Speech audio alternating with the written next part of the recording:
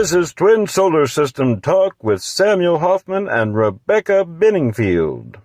Yesterday I sat here and I was out in the yard for, God, half the day, and I was just watching the freaking long box cube and the asteroids and everything just going right over the top of us. And nobody sees this shit. It's just insane. Right. No. That's the last thing people are going to think about. Most people. Yeah. You know. Oh, it was beautiful. It was awesome. It was, you know, I'm watching it. He's like, well, there it is. Like, oh, God, how can you argue with this? On the square, you know, the long box cube is just like right there.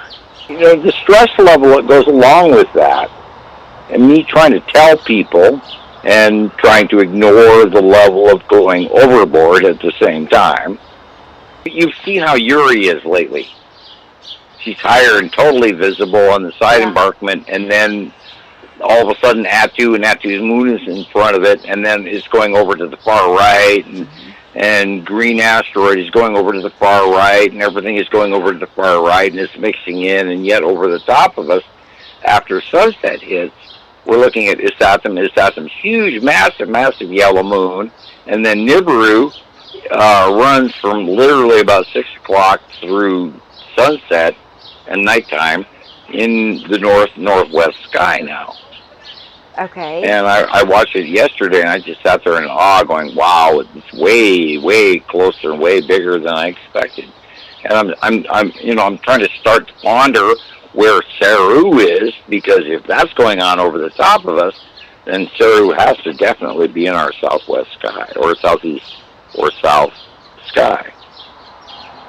So behind Yuri, still at the horizon. But Yuri's going over us. Okay. And then they're doing it gets midday over the top of us, and then all of the stuff does this rotational thing as the sun changes, which is our rotation versus the other planets as well, which is much faster than it used to be, which is why it's hard to understand, because they're so damn close. I just go, okay, all right, I can't even figure this out. I know they're right here. Oh, Christ, my ears have been going nuts for about 3 days. Oh, really? Like pressure? Oh, yeah, really. Oh, it's horrible. It's like this wah. And it's just like, ow. And it hurts. And I asked my kids, I said, do you hear that? And they went, no. I went, oh, my God, you got to be kidding me. It's so strong, and so I hear them. Every time Nibiru comes over in the evening, it's just like, ow, ow, ow, ow. Well, it makes me nauseous. I get spun out. I hear it. It's like a plane that's over the top of me that never leaves. I hear everything. Yeah. Okay. Yeah. I feel airplanes, 12, 15 miles away when they start into the valley. I feel it in my feet. Mm. And I'm way more sensitive to everything than everybody around me. So, I'm not going to sit here and brag about it, but that's what's going on. Yeah. And I'm aware of shit, and which I'm supposed to be, but I've traveled along with the asteroids since I was a child. So what does that mean? I've heard you say that before, that like you vision yourself with the asteroids as they're moving? Well, I was in the middle of them. I would be asleep and I would be uncomfortable. It was mostly every time. It had a tendency to occur in the sleeping pattern, in a dream pattern, when my parents were fighting during my early childhood. Are these things that you see when you're awake or asleep? No, most of the time in the early years, it had to do with an uncomfortable, like a texture dream. It was like when you feel flannel on your fingertips, and then reach to silk. Hard to describe, but it's like feeling something that is there, but you don't know what it is. Okay. And I actually had visual representations in dreams of asteroids grinding against each other, turning to dust. And how did you know it was asteroids? Like, at that time? Because you see space bodies grinding into each other, rocks, debris, asteroids that are just like Star Wars. Wow. You know, you're in an asteroid field and you know it. And they were grinding against each other in my dreams, which put me in an uncomfortable state. It was, texture. The things grinding against each other. And I dreamt about it, Christ, most of my life. And then now, I'm here talking about the asteroids that we're watching ever since, they came out of the, upper left corner in 2010, 2009. And here they are. These asteroids grinding against each other by the millions. Sure. The wormwood thing and all that crap that I learned many years later. So, how do you describe that? It seems like most of the asteroids are to the left of our suns. Is that correct? Currently, yeah. The asteroid group has to do with the gas giants. They're, where all the debris fields and the gas giants are these large electron clusters that hold an internal mass that pull in gravitationally and electrically all of the debris and the rocks. And that's why they're positively or electrically or negatively charged in their placement versus our opposite electrical charge. Why they pass us every day without, dropping in on us is because they're electrically charged to the bodies, the gas giants that are directly in front of us, because we've seen it for, a decade. So how likely is it that they would leave those atmospheres? No, they're not going to. They won't? The only way that they can separate themselves electrically is through some, catastrophic scenario. Okay. Where you have, a breakdown, and that won't happen. And people are talking about the pole shift because, Earth is within a month of tip. Yeah. And all of that. And we won't lose complete rollover unless the magnet is large enough to do that to us.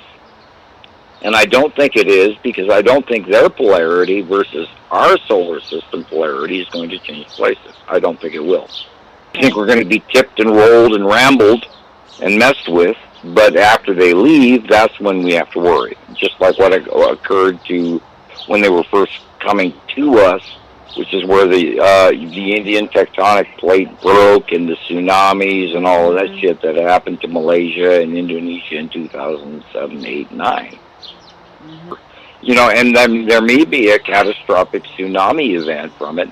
There may be a catastrophic tectonic plate movement event from it, where they grab and pull entire, tectonic plates and drag it across the seafloor, which is what, has been shown in past underwater sea evaluations, etc., throughout science. But they're not going to completely flip us, but we are tipped. And as Nibiru, it goes over the top of us now, and Uri and all the asteroids and everything, which is why Canada is on fire. Because I think they're getting direct, discharge from the object cluster group to light up their forests, because they're dried out. Because all of our weather has changed, et cetera, et cetera. So, we are seeing climate change, which is exactly what happened in 1650 BC. You have some very loud birds. I do. I do. I have 3 bird feeders. But still, you're right. I don't know. I got like 5 or 6 regular squirrels, and then the birds. I don't know what to do about them. They won't listen to me. I tell them to hush. I just keep feeding them because, we're very short. We lost 50 million birds last year. Okay. And 100 before the year before that, and 125 million before the year that, and that's sad. Yeah, birds are dying. We're in the 6th mass extinction going on right now. It's all changing. We're losing frogs, we're losing salamanders, we're losing birds, we're losing all kinds of animals. But, this happened the last time too. And people, you got to look at it as cyclic. Every 3,654 to 3,700, years, all of this shit changed. And everybody goes, oh, we're just normal, we don't have any records of, before that, but, we're guessing. And that's exactly what it is. They're guessing. Because there was other higher, civilizations before us. Which is why they find the shit that they keep finding. And they go, God, what's this mean? Well, yeah, because, there was something before us. And, empirical, unfortunately, all of our standards of science comes from England and empirical science, and we have to, follow this rule of law, which is like, excuse me, but you guys are so wrong, it's unbelievable. You can't unsee this. Once you see the size of these planets, and there they are, and the cubes, and the smaller ships, and you go, oh shit, there they are. Right. How long have we watched them now? After a while, you start seeing the continuous curved edges, that go across the sky. Right. That was the first thing that really stood out when I started to see them was, this continuous line that curves, and that is when it started to sink in how big it was. Right, and there's just the asteroid circle, and there's just the planetary circle, and there's this Atu, there's this Atu's moon, there's this Uri behind it. Oh my God, look over, that Isatum, and Isatum's yellow moon is cutting off the right side of the sun. Oh shit, there it is. And, we've watched this for so many years now, and if it was a pipe dream, it would have not matched. And here it is, matching year after year after year after year, and getting bigger and bigger. That's the biggest part of all of this is your drawings and how they match. Drawings that you made in advance, how they match people's pictures that they took today. Nobody else is doing that, can do that. So that's what really holds all of this together. Why I keep doing it was because I was told by the Pleiadian that I'm not trying to brag about it. Yeah. But he said only you can do this, and why I don't know, because it's so basically plain and obvious to me that I can draw it. To me, I see it. There it is. How can you miss this? Right. There it is. And we've done this year after year after year after year. There it is. Holy shit. I was told in 1980 that, no one will ever believe you if you told them the truth anyway. Just, it boils back down to chemtrails. Watched them the other day. Okay, you're covering up the shit you don't want us to see. Next, move on.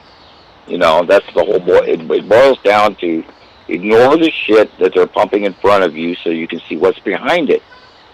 And you learn that. Yeah, totally. Because if they're pumping crap out in front of you, then you're focusing on that.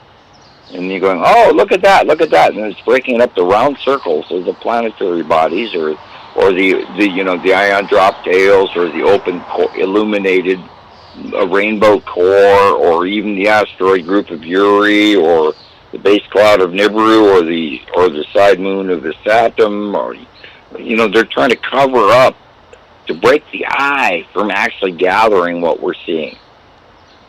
That straight line across a round circle will break up your view. And then you go, oh, okay, there's a plane went by, and then your brain's on local, not distant. It's a double-edged sword. It blocks the extra solar light coming in over the G7 countries, so we're not frying.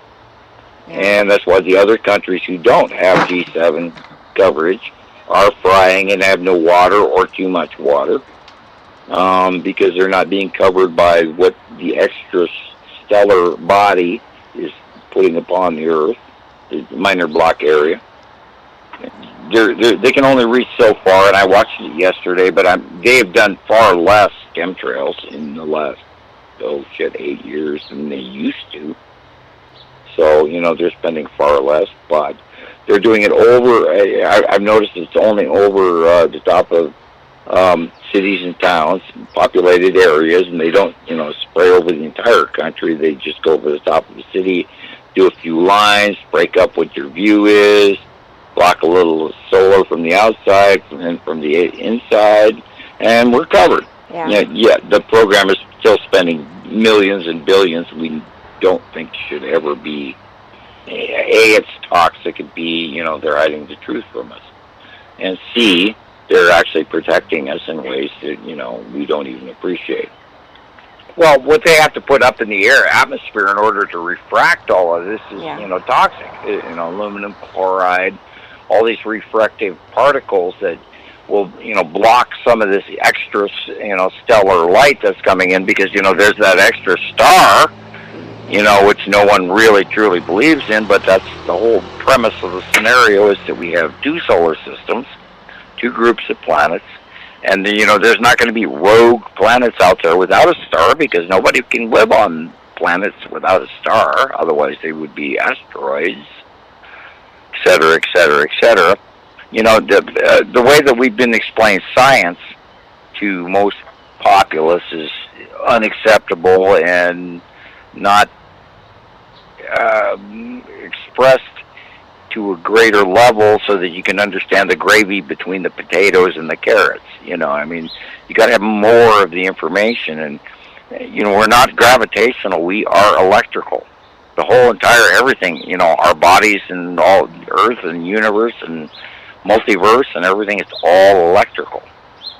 And gravitational is not the explanation. Some people would say, well, how is, the apple falling to the ground, or, how do you explain that? Because you're electrically the thread connected to the body that is all, there's 235 volts in the ground. Mm-hmm. And if you're electrically charged, because you're grown on planet Earth, you're going to drop to the mass. Smaller mass will always go to the larger mass because it's electrically connected to pull it in. Same thing, it's more magnetational than gravitational. If you're a negatively charged asteroid, a body that is dead, you'll tumble and you'll do this thing and you'll look like crystals and rock. But if you're a positively charged core body, you'll be rounding, the rounding stellar effect, which is planetary or moon-like, which is, will blow all of the flat Earth people out of the water and all of that crazy stuff. But if you don't have the electrical charge, if you're not of the Earth or not of your personal environment, well, then you'll float. Right? The negative crap goes by and drops into us, whatever. But the positive things will repel and push away from each other. You talked about the 40-degree mark in the next few weeks. Is that the, pole shift? We could see drastic weather change the moment that happens. We don't know. We could see planetary. We could see tectonic plate changes. We could see volcanic occurrences. We could see weather changes. We don't know. Yeah. And this is why, I'm still waiting for all this shit to happen. Yeah. And I'm not I'm not going to be Zeta talk and go, oh, well, it's April 19th. We're all going to die, Yeah. And I'm not going to go there because, I know that there's something coming. Right. I feel it. I don't know what. I can only look back at the past, which is, the only level of evidence that we have. Nor do I don't see all of it, but I see a lot more. So, here recently, the fires in Canada, the smoke in the air, and how orange, like the sky is right now over New York. How much of that color do you think is smoke, and how much is because of the planets? Well, that depends on the location. Now, if you're anywhere from literally the Great Lakes all the way to New York, a good portion of that color comes directly from Canada. And if you're anywhere in the rest of the country, from, Florida to Arizona to California to Washington State, you're going to be seeing a little more clear reality. Now, granted, that we know that the red illumination does come, of course, from Miss Ephraim, because she's very red and she's very close and she's angular, where that refractive light will shine upon us, so our cloud ratio as well. But what people have to realize is that, that the sun shining up shows the colors at sunset. And if it's refracting on something other than the skyline, well, God, that's a planet. Yeah. And, and you just look for the larger round, and you'll see the whole planet going, oh, well, that's why that's red, and that's light blue, and that's dark blue and red. Light blue, dark blue and red, light blue, well, planet, sky, which you show in all your pictures lately for the last 5 years? Where you're showing the difference between, light blue, dark blue, planet, sky. Right, right. And, 10 degrees of out view should not make dark blue versus light blue, but there it is, which shows you planet edge. And we're seeing the back side and the dark side of these planets. And then you look 10 degrees over to your right or left, depending on, the scenario. And you see light blue, which tells you that's the real sky. The birds are seeing shit that we can't even see. And that's why they're singing early. Because they see something rise up that casts off an illumination that we don't even see. And that's why I've never pushed beyond Facebook, because by God, they've let me be here alone with minor, issues. I've been in Facebook jail like 60 times now. I mean, my God. And but I and everything else I've ever signed for, I've been blocked. No Skype, no this, no that, no nothing. Wow. Even all of my encrypted channels are dead. I can't open my emails. My phone rings, and I get one phone ring. Ring, and then it's dead. Yeah. People who are trying to call me are cut off. And when my phone rings, I'm lucky to, get it. And, my mail's been cut off. My benefits have been cut off. Oh, God. The shit I've gone through.